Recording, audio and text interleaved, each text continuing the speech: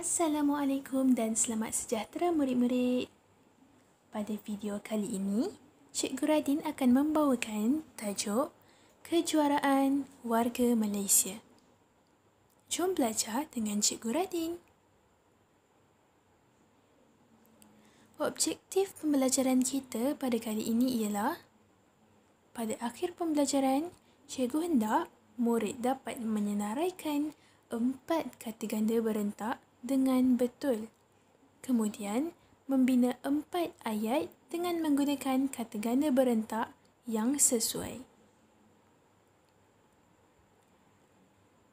Rujukan untuk video kali ini, murid-murid bolehlah merujuk buku teks Bahasa Melayu tahun 5 halaman 114. Aktiviti pembelajaran kita pada kali ini ialah 1. Kenali kata ganda berentak. 2. Membaca teks yang terdapat dalam halaman 114 buku teks. 3. Mengenal pasti kata ganda berentak dalam teks tersebut. 4. Membina ayat dan membuat kesimpulan. Mari kita bergerak ke aktiviti pertama, iaitu mengenali kata ganda berentak. Murid-murid, apa itu kata ganda? Kata ganda ialah kata yang melalui penggandaan kata dasar. Kata ganda juga terbahagi kepada 3, iaitu kata ganda penuh, kata ganda separa dan kata ganda berentak. Kata ganda penuh ialah kata dasar yang melalui penggandaan secara keseluruhan kata dasar. Contohnya, bendera-bendera. Bendera, seluruh perkataan bendera diulang dan diletakkan tanda sempang di tengah-tengahnya menjadi bendera-bendera. Kata ganda separa pula ialah kata dasar yang melalui penggandaan separuh atau setengah kata dasar. Contohnya, bebenang. Benang-benang menjadi bebenang. Apa pula kata ganda berentak? Kita akan mempelajari kata ganda berentak sebentar lagi. Apa itu kata ganda berentak? Kata ganda berentak ialah kata yang menggandakan kata dasar mengikut rentak bunyi tertentu. Contohnya ialah kuih menjadi kuih muih. Apabila sejenis dan bilangan kuih yang sedikit dipanggil kuih, dan apabila kuih yang berbagai jenis dipanggil kuih muih. Contoh seterusnya ialah bukit dan bukit bukau. Bukit bukau menggambarkan keadaan bukit yang banyak. Mari kita bergerak ke aktiviti kedua pula, iaitu membaca teks dalam buku teks halaman 114. Cikgu akan membimbing murid-murid untuk membacakan teks. Tajuk: Kejuaraan Warga Malaysia. Afifi, Dinesh dan Kaijun membaca petikan berita tentang kejayaan pelumba basikal negara.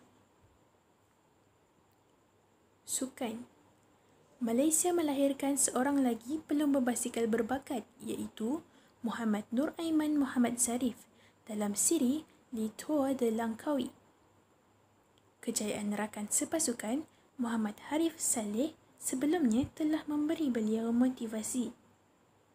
Lebih membanggakan, pelumba tim Sapurat Cycling itu menamatkan keluh kesah penantian bagi gelaran Raja Bukit jersey merah sejak edisi pertama pada tahun 1996. Pencapaian gemilang itu meletakkan beliau sebaris dengan atlet lumba basikal seperti Anwar Manan dan adik Husaini Osman. kayuhan pantas tanpa gopoh gapah dan peka akan tindak tanduk lawan ialah kunci kejayaan beliau. Teknik kayuhan yang betul di jalan raya yang dikelilingi bukit bukau dan gunung ganang akhirnya membuahkan hasil kepada beliau. Rakan pelumba Muhammad Harif Saleh teruja akan kejayaan beliau. Harif sudah menganggap Aiman seperti saudara mara sendiri. Mereka juga sering berulang-alik ke Kuala Lumpur untuk bertanding dalam beberapa kejohanan. Selok-belok pertandingan dan pengalaman telah mengajar mereka erti juara. Sememangnya mereka layak bersaing dalam kejohanan besar. Warna-warni kejayaan itu sebagai hadiah kepada negara daripada warga negara yang gigih berjuang. Sumber dipetik dan diubah suai daripada Berita Harian Online 16 Februari 2020.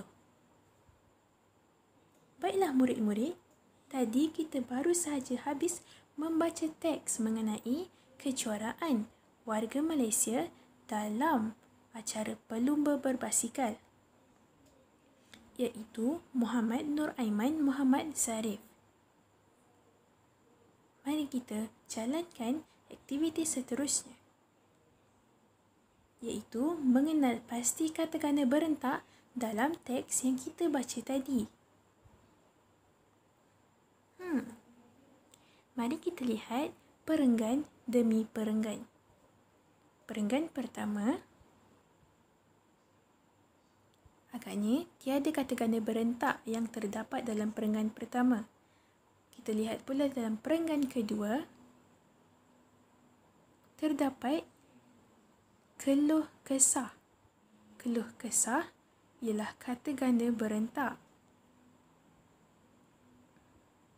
Kita lihat pula pada perenggan kedua, gopoh gapah. Seterusnya, tindak tanduk. Kemudian, kata ganda berentak yang seterusnya ialah bukit bukau dan gunung ganang. Pada perenggan yang keempat, kita dapat lihat kata ganda berentak saudara mara dan berulang-alik. Pada perenggan kelima pula, selok-belok dan warna-warni. Murid-murid, jika murid-murid lihat, perkataan yang diwarnakan merah ialah kata ganda berentak. Setiap perkataan digandakan dengan mengikut rentak bunyi tertentu dan diletakkan tanda sempang di tengah-tengah perkataan tersebut. Terdapat 9 kata ganda berentak yang kita boleh dapati daripada teks. Keluh kesah, gopoh gapah, tindak tanduk, bukit bukau, gunung ganang, saudara mara, berulang-alik, selok-belok dan warna-warni. Cikgu harap murid dapat menemukan kata ganda yang cikgu senaraikan berikut.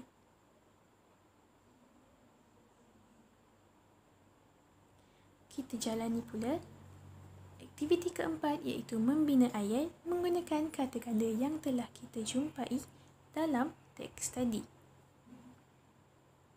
Di sini cikgu akan mengambil beberapa contoh untuk membimbing murid membina ayat. Contoh yang pertama, gunung ganang. Gunung ganang ialah kata ganda berentak yang berasal daripada perkataan dasar gunung.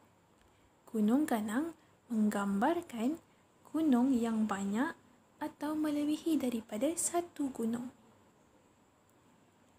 Lihat cadangan ayat yang cikgu bina menggunakan kata ganda berentak gunung ganang.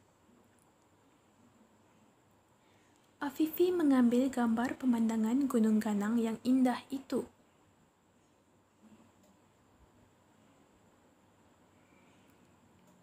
Kita lihat pula contoh yang kedua, iaitu selok-belok. Selok-belok bermaksud mempunyai perkaitan atau pertalian antara satu perkara dengan perkara lain. Mari kita lihat ayat yang Cikgu bina menggunakan kata ganda berentak selok belok. Dinesh tahu benar selok belok ke sekolah kerana sering berbasikal ke sana.